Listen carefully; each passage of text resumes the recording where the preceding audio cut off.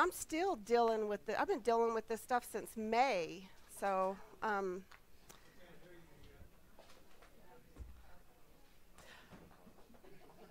you guys hear me? Oh, there I am. Hello. Okay. Hmm. Okay.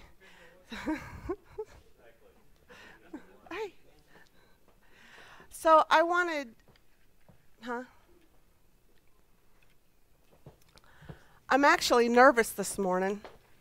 I always have, if I have an opportunity to tell on the enemy, I'm going to do it because I like to expose him.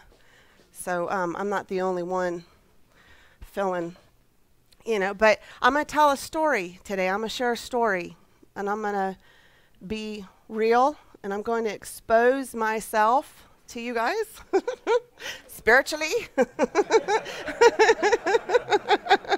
For those listening by CD, spiritually, I want to expose. The Lord's been dealing with my heart to share this after I came out on the other side. It's funny because the inside of me, I haven't felt this since the first time I started teaching. I feel like shaky. I feel really shaky. So, but I'm going to share the story. Here are the ground rules. The story is about me and me only. So if I share something about someone, the story isn't about them. It's about me. So make sure we all concentrate on me, my feelings. It's all about me today. So, sometimes when you want to share something and the story involves someone else, right? I don't want you to look at the someone else. I want you to look at me. So, all right. So, and I have notes because if I don't actually look at my notes, then I'll go off because it's a 4-year story. 3 hours later. And furthermore, yeah, 3 years ago, no. Okay, so in 2014, I had a pastor friend of mine invite me to a television studio here in Carsville that I didn't even know was here. So, hey, if any of you all have an opportunity, have a itching to preach, teach, minister, there's a television studio here. It's Comcast 24. It's a community channel. It goes all out to Bartow area and kind of like the surrounding areas of Bartow. And it's a neat little studio. So a friend of mine invited me there, and I went there. It's right off of Church Street. And so she was preaching because she was filling in for someone, and she asked me if I wanted to come. And I said, cool. So I went. Well, there's a podium, and then there's like 2 chairs behind you, right? So when I came, I was going to sit in the audience with everybody else, but she asked me to sit behind her, which would have meant I was going to be on TV. So I was like, oh my God, I'm going to be on TV. So it's really something when you're sitting there and you know that you don't know who's watching you. It's like you don't want to move, and God forbid if you have an itch, you're like... Anyway, so you're sitting there, and so when she asked me to sit there, I said, okay. So I sat down, and the moment that some of you heard some of this story, the moment that my bottom hit that chair, God spoke to me. It was the second time that I've ever heard God speak to me. And he said to me, this is what I want you to do. So naturally, because he knows me, takes me 2 months to do anything. So I analyzed it and I prayed, and because I'm very analytical, and to me, I have to know that God said. So praise the Lord that God knows this, that I don't move unless I really, really believe in my heart that God said. So, which is really cool, because if he wants me to start 2 months later, he'll tell me 2 months back, right? So that I start on time. Where other people, he could tell you the day of and you're gone, But that's how he speaks to me. And so he was encouraging me, and I was praying and believing, and so I started. So I started doing 4 Saturdays a week, but thank you, 4 Saturdays. Yeah, see? 4 Saturdays a month. Yeah. Yeah, I was a hard worker. I started off 4 times. Oh, this is the show is only on Saturdays. That's when you have this program. It's the NTM has the program only on Saturdays. So anyway, I started off 4 Saturdays, and I went from 4 to 2 because that just really I bit off too much more than I could chew, so I did that. All right, shortly after I was part of it, I started having a heart for the studio. I just had a heart for it, and it was from the 1980s, literally from the 1980s. And so God put on my heart to help make changes, to paint and to get rid of old furniture and to rebuild sets, and which is also kind of cool because Dave was off work then, and so God put on his heart to help. So he built 2 of those sets, and had it up and coming. And then I got to meet really neat people, and I got to bring people on board. And 2 weeks after I was there, I had a key in my hand. I got favor with the owner, and then I had great favor with the production guy, Duran. An awesome man. And so just favor that I had. Well, in 2016, I went to a vision conference, which is Jesse Duplantis. And so I go once a year. I go by myself, and I just kind of get alone with God and kind of just see what God has for me. And so I went to a vision conference, and the Lord told me that if I would sow a seed. Okay, yeah, I know. You're right. So I'm sorry. I need to back up. When I went to the Vision Conference, God spoke to me about NTM, and I believed in my heart that He told me that I would get that studio, that I would inherit it, the studio. And so that was one conference that I went to.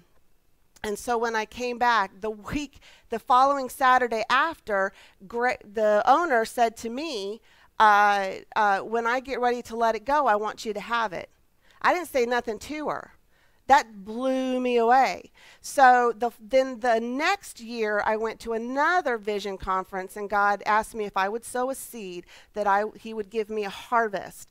So I sowed a seed, and He gave me He told me that I would get $100,000 harvest, and I believed in it. So I started putting my vision board together on the wall, and I started making things and partnering with Diane Rundy on some certain things, and I'd put my hands on the wall, and I'd pray for it, and I'd just pray to bring it forth. And there's certain things I did for the owner, some other things that I did for the owner. So I was really invested in it through time and sweat and tears and believing. And during this time, the owner was I only told maybe 2 or 3 people, and these were the people that I brought in. But she was telling everybody that it was going to happen. She didn't know when, but when she was ready. And I always was the type of person that whenever you're ready, I'm good. I don't care if it was 2 years, 5 years, 10 years. I was not going to manipulate anybody, it was all God's timing. So I was not moving her in any direction. I just quietly waited. So some people, most of the people there were excited. They supported me. One person, which was a friend of hers, told her, if she takes over, I'm leaving, but and then there was 2 other ladies that just wasn't going to have it, they were not going to have me taking it over, so they worked in themselves to take it over. So, which we'll move on. So anyway, 2 years I waited patiently. Whenever I began to doubt, because I did, and whenever I got discouraged, because I did, God always encouraged me, either by a phone call, by someone coming on board, or somebody would say something to me and I knew it was God, or I'd listen to something or see just something. God always encouraged me to continue, because here's my deal. If it's not God, I'm okay with it. I mean, what did He mean when He said, this is what I want you to do? Well, I know it was to teach, because I have a heart to teach, which, let me tell you, when you're standing in front of a camera, it's a whole different thing. You think it'd be easier. It's really not, because you don't know who's watching. So you can't, there's no take backs. So if you have to blow your nose, which I had to at one point. I had to actually turn around and then say, okay, I'm sorry.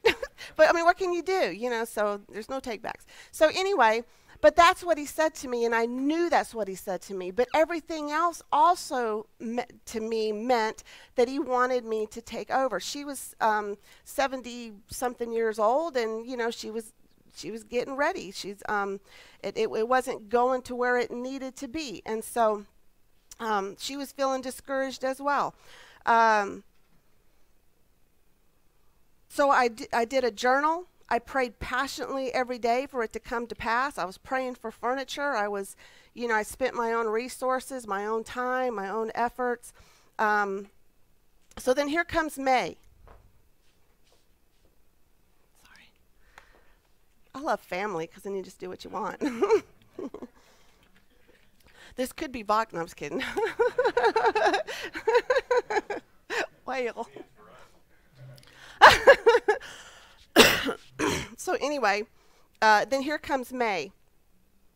Now in January, the owner spoke to me, or excuse me, December of 2017. She said to me that she'd be ready to let it go.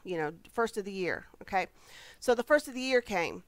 I approached her, and she changed her mind again. I was okay with that. Granted, I was a little bothered, but Dave said something to me that really makes sense. You cannot go against someone's will. And if she's not ready, then she's not ready. And far be it from me, again, to try to take something, manipulate, because I don't want something like that. I want God to hand it to me, and I believe that it was an inheritance. So May comes around, and I'm ready to walk out the door, and this owner, she comes in, and there's a lady behind her. And so she goes, "Oh, I'm glad you're here." And she introduced me to the lady who was behind her, who said, "This is Caren Apple." And I said, "Hi." So the lady was real quick to go through her folder, and she handed me a piece of paper. And I said, "Okay, cool, thank you." And so I'm heading out the door, and I get in the car, and I'm reading it. And it was a letter just informing me that it wasn't just for me, it was for everybody. So it wasn't just me. She had copies. And so, but it was informing me that she was the new manager or production, and she was going to take over. And she was going to, do new logo. Now, these are good things. These are good things. A logo, internet. She's going to bring in resources for new equipment. These are good things. Furniture, design, refurbish the studio better than what it is because it's kind of pretty old. And so let me stop here by saying this lady is good, is a good thing. Okay, even I'm going to talk about her, it's a good thing that she's here. She really believes that God has sent her, and I believe that he has also, because like I said, there's things that she can do that I couldn't do. So, but she came in, and so she handed the paper, and I have to tell you, it kind of devastated me. God didn't tell me, I didn't get any warning, just there it was. And I remember Dave calling me, and he was going for a walk, and I hit it really well, but I was crying. He couldn't tell. So, because I didn't want, he was going out of town for 2 weeks to go to Las Vegas, and I didn't want to tell him my stuff because the man doesn't need to hear that about woe is me when he's, needing to travel and concentrate on his job. So I didn't say anything. So when he came back, I did. So anyway, a few weeks go by. Are you guys tracking with me? Yep. Thank you, because I'm trying to tell little as possible. Because emotionally, I could really go there, So anyway, yeah. So yeah, 4 years and 10 minutes, I hope. So anyway, so I knew there was going to be some changes. The woman didn't know anything about me. She didn't know anything that transpired between Grace and I. I just said her name. Anyway, it was a woman of grace. She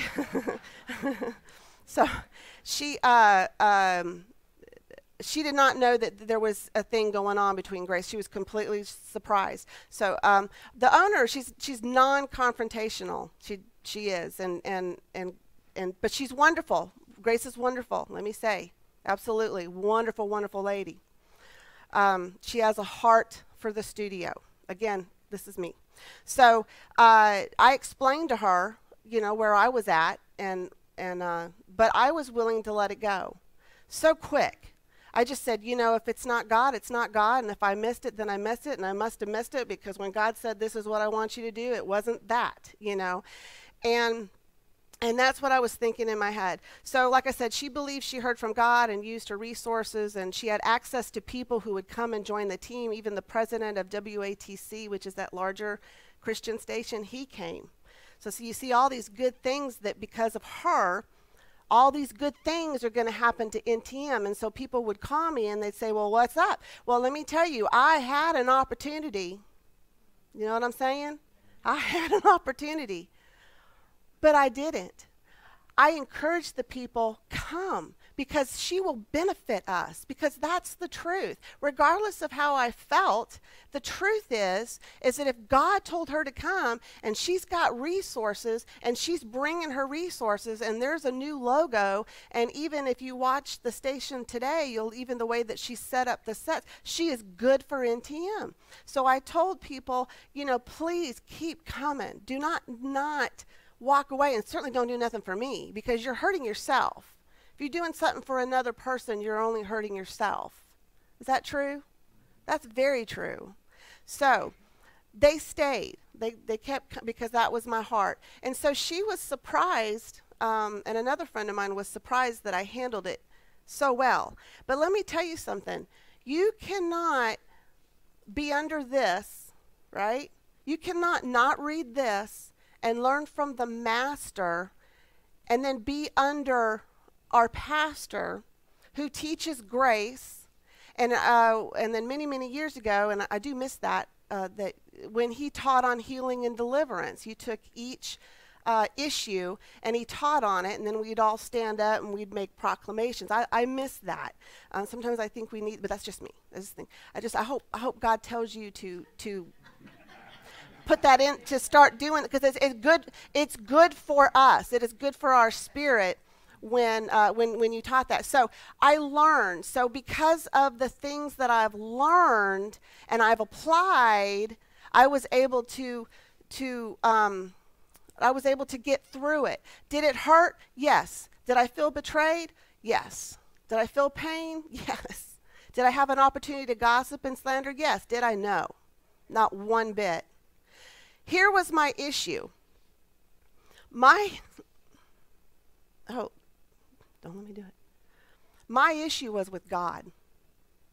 I had an issue with God. And the issue, it was it's probably the most serious issue I've ever had with him, is that he didn't tell me. I was so wounded. I was so grieved.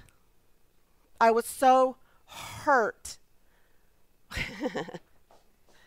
Just in case. I couldn't talk about it without crying. I went and saw a counselor, and I don't do that.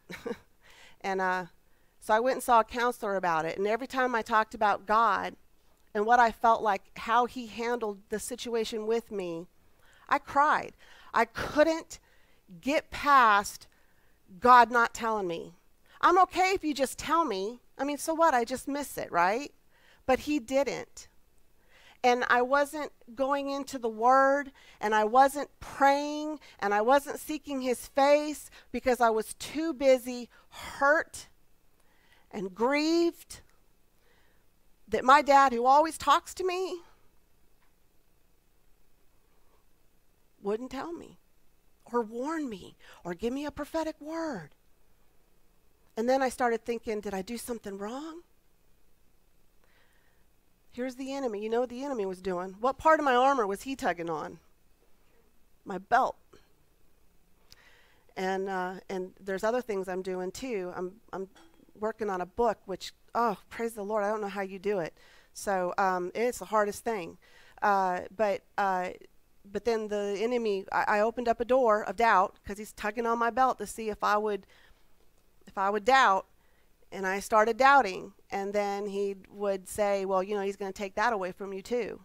Or who's to say when you do this, he's not going to take that away. So then I started doubting God because he's tugging on my belt, and I was letting him loosen it up. So one day, which I need to listen to my husband more. Oh my God, it's on. No, I'm being recorded. he always tries to, every once in a while, he'll say, hey, you should listen to this sermon. And I'm like, yeah. You know, okay. From like Bill Johnson or somebody, you know, he is just kind of whatever was going on with me. And so we were coming back from Chattanooga, and so I didn't have any choice. He plugged it in. So it was Bill Johnson, and I couldn't tell you what the heck he was talking about, except for at the end. Something happened at the end of it, of the sermon, to where Bill said something, and it had to have opened my spirit, because then I heard God. 3 weeks, 4 weeks later, I guess when I was ready, he said to me, who told you were going to lose NTM? And so I'm in the car, so of course I turned this way, because I'm turned this way. And I said, nobody told me. You didn't tell me. And if you would have told me, I would have been okay with it. And I don't understand why you wouldn't have told me. I mean, you could at least, I'm in my head, I'm kind of whispering. And I'm saying, it doesn't make sense to me. And then he said to me, who told you were going to lose NTM? And I said, nobody. And he said, exactly. I didn't tell you.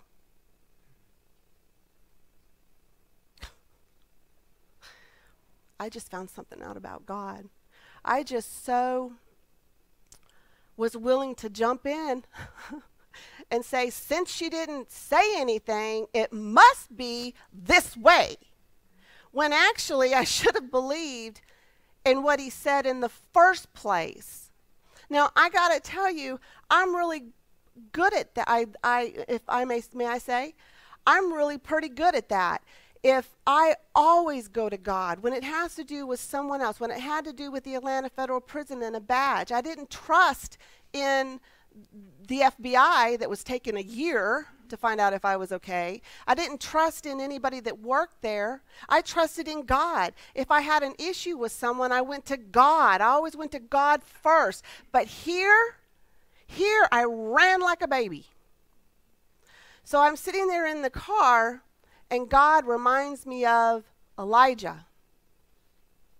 Now, there's a lot we could take about Elijah, but this is what he gave me about Elijah. When Elijah killed the 450 prophets, you know he was weary. It was probably hot that day, and just please read it. It's 1 Kings 17, 18, 19. So that'll save a lot of time. And I know a lot of you know the story of Elijah and Jezebel. And so anyway, you're right. I didn't even go to, okay. So are we okay? Yeah. All right. Sorry. I just want to make sure that I don't get off on what I feel like God is telling me. So anyway, so he brought me to Elijah, and when he killed the 450 prophets of Baal, and he's feeling pretty good about himself, because hey, you're doing what God's doing, and you're strong and you're bold and you're courageous, But he was also, there's a time of weariness too, right? So Jezebel finds out about this. So instead of Jezebel and her husband Ahab, realizing that, oh my God, what God did, and repenting, she has a conniption fit, and she is just seething with hate and murder. So she sends a messenger. So 1 Kings 19:2, Jezebel sent a messenger to Elijah that was threatening his life. Now, Elijah was so quick to look at what was going on in the natural.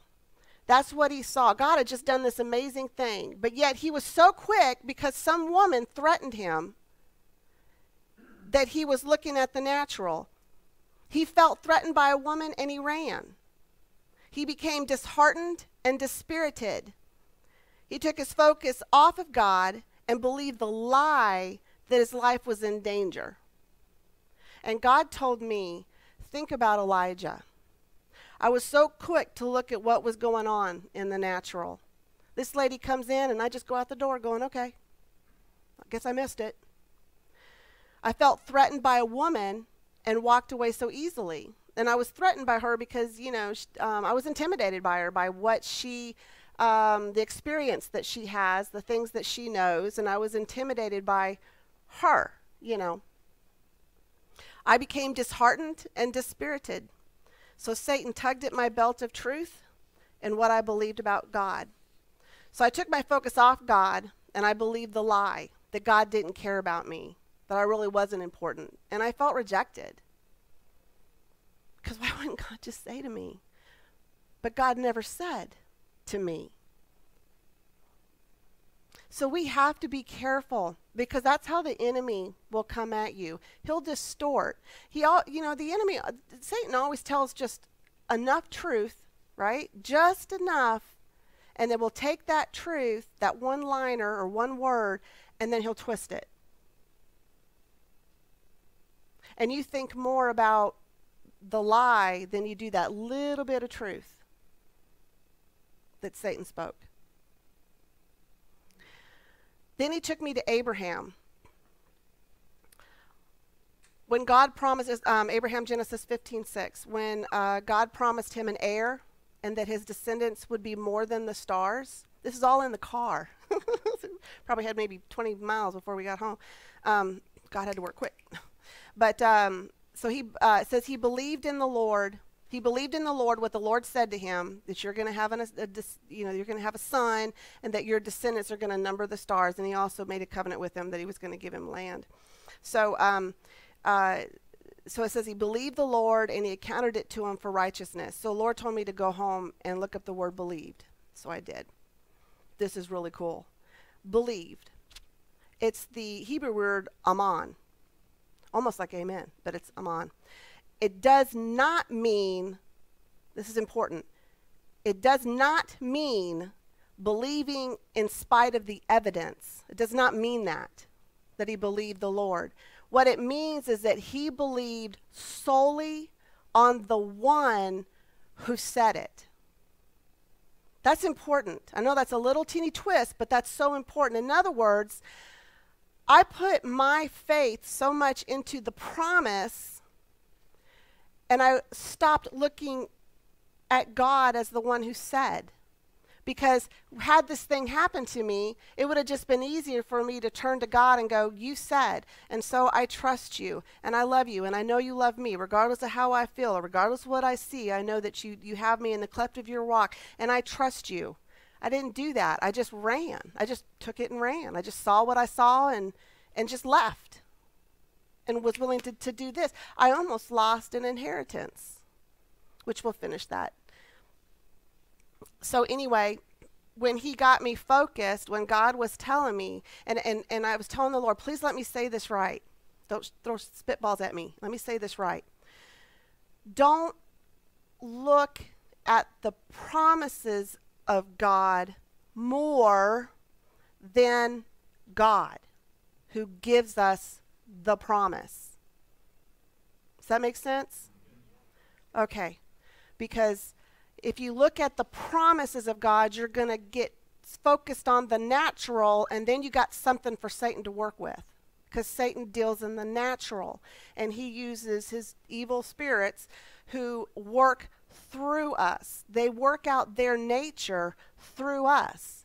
So if I was to get angry and bitter and hateful, gossipy, I would have done all those. I would have walked out the four very natures of the enemy, that, and Jezebel too, that the devil was assigning to me. Does that make sense? Does that make sense? That the devil works, that we are the evil spirits, hatred, anger, those are spirits, Leviathan, Jezebel. They work through us to get us to act out their nature. So if you're in hatred, is that God? No. You're acting out the nature of that evil spirit. Are you controlling? Are you manipulative? Are you bitter? Are you envious? Are you any of that? Because you're acting out the nature of the evil spirit, because there's a lot of them, that is assigned to you, that throws an arrow to see if you're, if you're going to take him up on that. See, because we're led by emotions if we're not careful. We can be led by emotions if we're not careful. And he moves in the natural. So don't put your eyes so much on the promises of God. Are you with me? More than God. Because Abraham believed God, it was accounted to him for righteousness. He didn't believe what God said. He believed God, and what God said was just a gimme. Does that make sense? Yep. Thank you. Because that was the hardest part. I was telling the Lord, I says, I really felt like the Lord wanted me to share that, and I'm like, please give them understanding of what I'm trying to say. Promises are good. Okay, so he took me there to Abraham, and then there was healing. There was healing for me.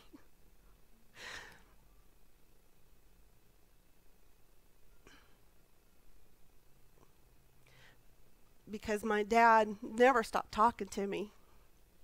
I just stopped listening. And if you stop listening, you won't hear anything.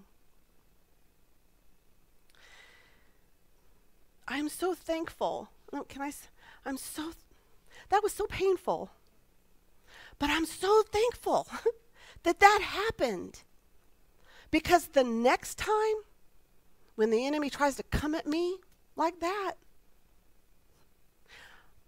I have the examples of Elijah and Abraham and my dad telling me, I never said that to you. Why would you believe that? I have that, which will help me as I go on and face other things. Do I have NTM? I don't know. I gave NTM to him. If he wants me to I'm back to normal now. If he wants me to have it, I will have it. And no man, no enemy, no spirit is going to take it from me. But I don't look to it anymore. I actually took down my vision board. I still have another vision. It's huge right here, a vision board here. But it's not. I built an altar. Does that make sense? I built an altar. God's not going to have none of that. I'm so thankful that I learn. Sometimes I got to go around the mountain, but this time I got it. I learned it. And him and I are closer. And we still have a long ways to go with me because, when he created me, it's the June 21st is the longest day of the year. I think he needed it.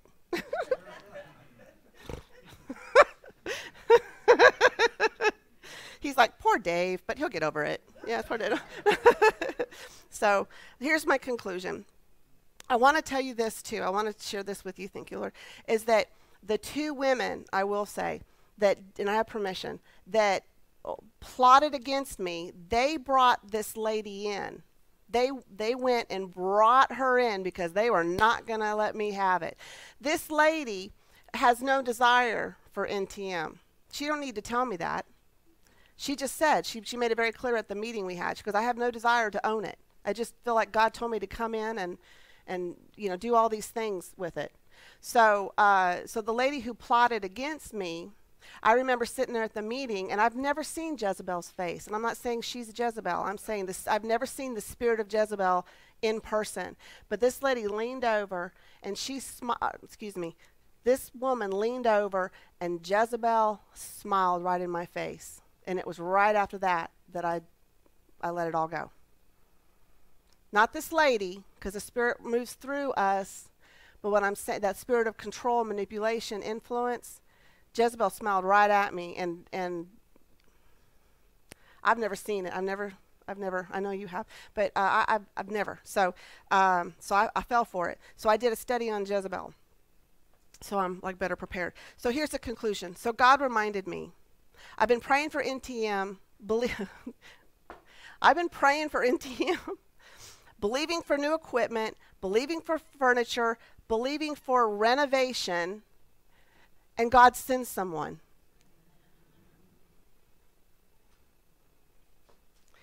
And then I see her and run.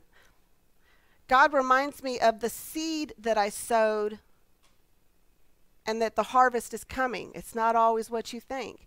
They did a Yes, they did a telethon, and they raised money. And God, I heard him in my spirit. It wasn't like speaking to me, but I heard him in my spirit.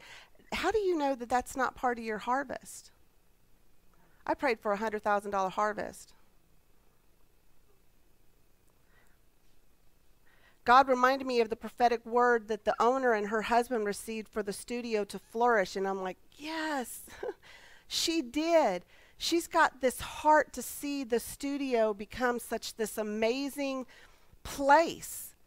And why wouldn't God want to see the prophetic word that she was given? And she was disheartened about it, not really wanting to give it up because it wasn't what she felt like God said it was going to be. So I think that it's going to be amazing, and God's going to have her still be ownership of it so she gets to see it. Why wouldn't he do that? You see, when you're willing to listen, he's willing to talk. God reminded me that when my focus was on him, all that I was believing for always came to pass. That federal badge so I could go to the prison, that came to pass. Preaching on Sundays, that you have to be invited.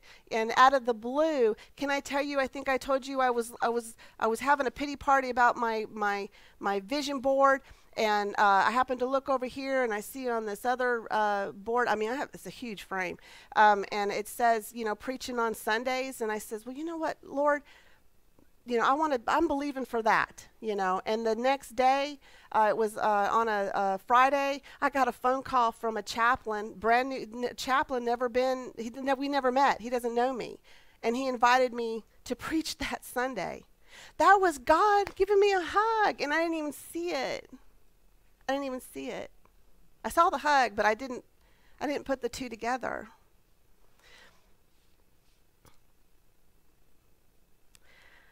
God reminded me, walk by faith and not by sight. Psalm 16:8. I've set the Lord always before me, because he's at my right hand, and I shall not be moved. So I've always set the Lord always before me, because he's at my right hand, and I shall not be moved. Don't watch your surroundings. Don't watch those. Can I give you just one? Can I do a psalm? A psalm? Okay. This, I think it'll bless you. Psalm 37.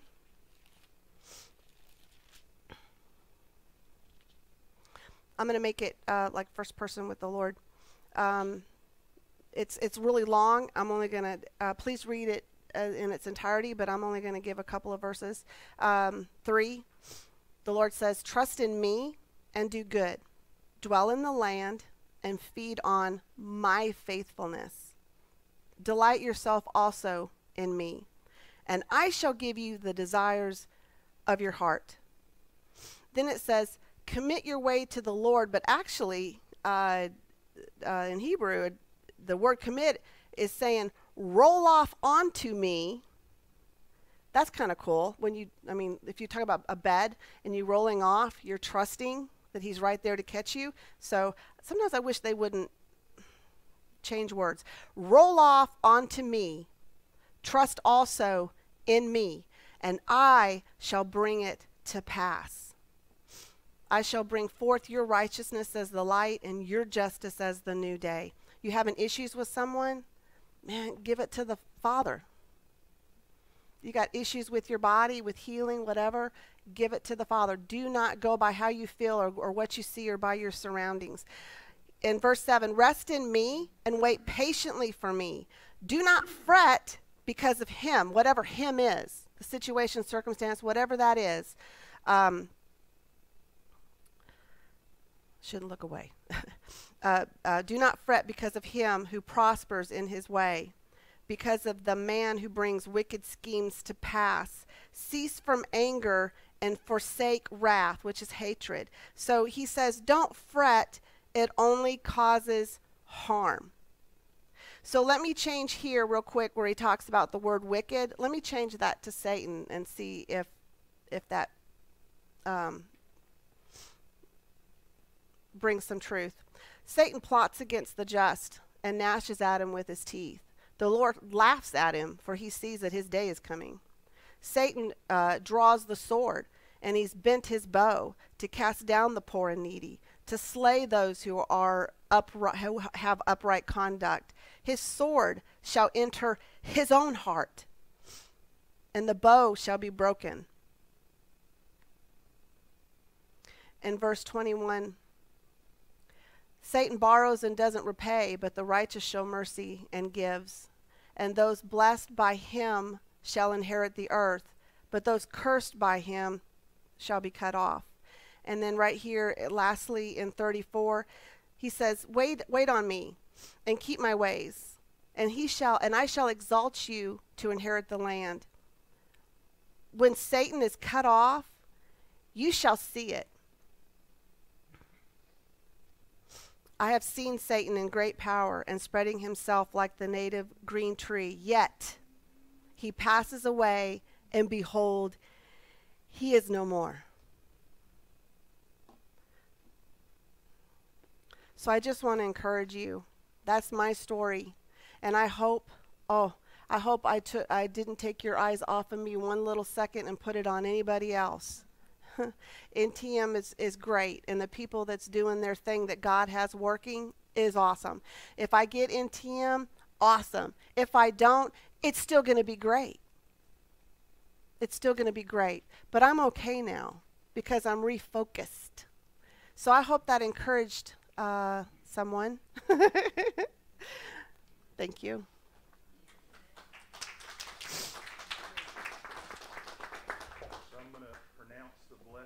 Over you. Father, in the name of Jesus, I ask that you would bless everyone in this room and those that are watching today. Father, bless them big time. Father, I thank you that you continue to expand our territory.